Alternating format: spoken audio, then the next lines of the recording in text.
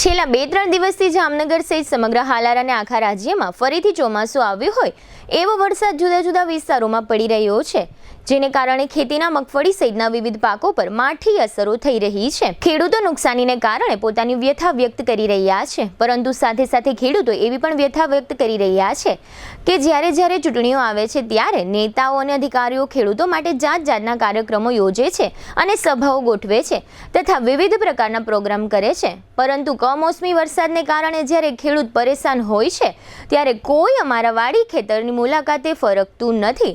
ખેડૂતોની લાગણી એવી છે કે સરકારે આ માવઠાની નુકસાની જાણવા માટે સર્વે કરવો જોઈએ, ખેડૂતોને વળતર આપવું જોઈએ અથવા ખેડૂતોએ પાક માટે જે ધિરાણ લીધું હોય તે ધિરાણ માફ કરવું જોઈએ, કારણ કે આ પ્રકારના માવઠામાં ખેડૂતોનો 80 થી 90% પાક પલળીને નકામો થઈ જતો હોય છે। જામનગર નજીકના નાઘેડી તથા કનસુમરા સહિતના પંથકોના આ પ્રકારના ખેડૂતો પૈકી 2 ખેડૂતે પોતાની વ્યથા વ્યક્ત કરી છે, જે અત્રે પ્રસ્તુત છે।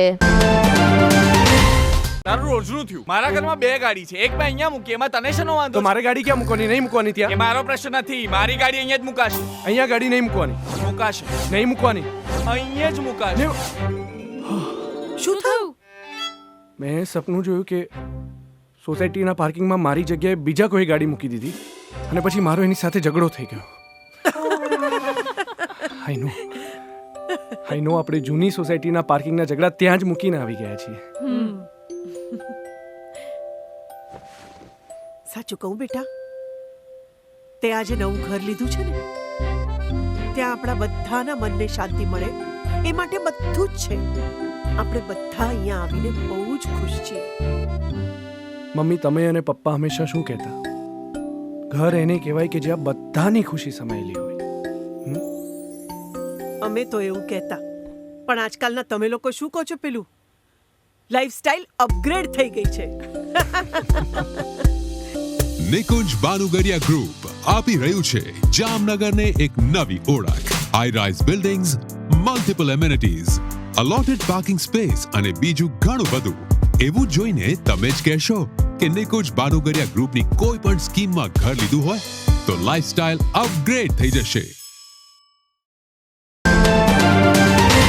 ત્યારે મારી પાસે 20 વીઘાની મગફળી હતી અને એ તો 80% લગભગ ફેલ જ છે અત્યારે મગફળી।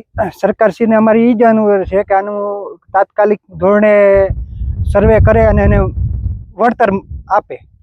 બાકી તો આમાં અત્યારે નેતા કે ગ્રામ પંચાયતમાં ક્યાંય અત્યારે ખેડૂત જાય તો કોઈ જવાબ દેતું નથી। ચૂંટણી ટાઈમે જ એ લોકો અહીંયા આવે છે, ફોન કરે છે અને પ્રોગ્રામ કરીને ખેડૂતને મત લેવા માટે અનુરોધ કરે છે। અત્યારે જ્યારે સર્વેનું અમે કોઈ પણ અધિકારી પાસે જઈએ ત્યારે કોઈ પણ અત્યારે જવાબ દેતું નથી। બાકી સરકાર કહેતી ખેડૂતની આવક ડબલ કરવામાં આવશે, આમાં ખેડૂતની આવક ડબલ નહીં, કાંઈ રહે જ નથી અત્યારે। એક તો આ મગફળીના ભાવ તમે જોવો કે અત્યારે 600-700 રૂપિયા પર કોઈ લેવા રાજી નથી, બરોબર? તો ટેકામાં 80 મણ ખાલી મગફળી લે છે, તો 80 મણમાં ખેડૂતનું ક્યાં ભેગું થાય, બરોબર? એટલે અમારે સરકારને એ પણ એક અનુરોધ છે કે ક્યાં ટેકાની મગફળીની તમે લેવાની છે એ થોડીક વધુ આપી દો, 200 મણની આસપાસ, અથવા માર્કેટનો ભાવ છે એ વેપારી હસ્તક કાંઈ પણ તમે 1000 ને આડેગાડે કંઈથી ઉપર રાખો તો ખેડૂતને એમાં 2 પૈસા મળે, એવી અમારો અનુરોધ છે।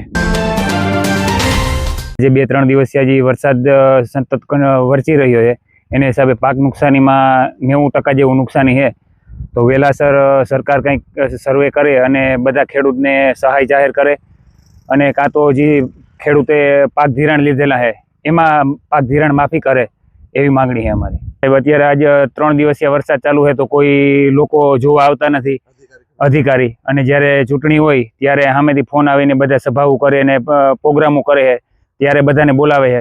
અત્યારે 3 દિવસીય કોઈ આવ્યું નથી, તો આવનારી ચૂંટણી હમણાં 2027માં ચૂંટણી આવશે તો અમે બધા ચૂંટણીનો બહિષ્કાર કરશું જો આનો પાક ધિરાણ માફ કરવામાં નહીં આવે તો।